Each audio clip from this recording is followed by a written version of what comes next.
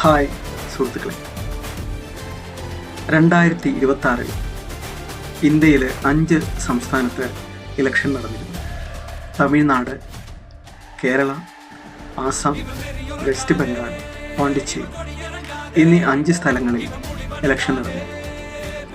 മുഖ്യമായിട്ട് പറയാനുള്ളത്, തമിഴ്നാട് രാഷ്ട്രീയത്തിൽ ജോസഫ് വിജയ് എന്ന ഇളയ ദളപതി വിജയ് ഇന്ത്യൻ ചരിത്രത്തിൽ നടക്കാത്ത ഒരു രാഷ്ട്രീയ വിപ്ലവം സൃഷ്ടിച്ചിരിക്കുകയാണ്.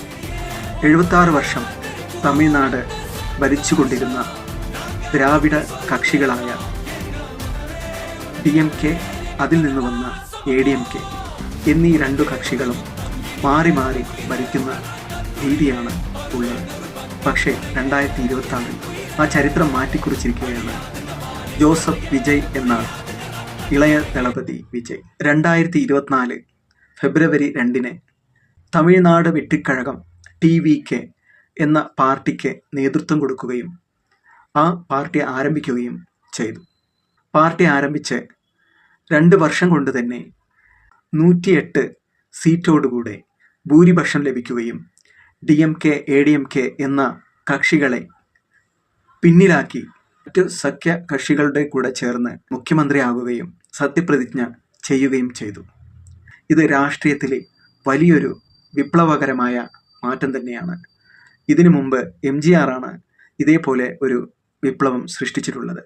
സിനിമാ നടനായി വന്ന ഇളയ ദളപതി വിജയ് തമിഴ്നാട്ടിലെ ജനങ്ങളുടെ ഹൃദയത്തെ കീഴടക്കുകയും അവരുടെ ആ സ്നേഹം മൂലം തമിഴ്നാട്ടിൽ നമ്പർ 1 നടനായി മാറുകയും ചെയ്തിരുന്നു.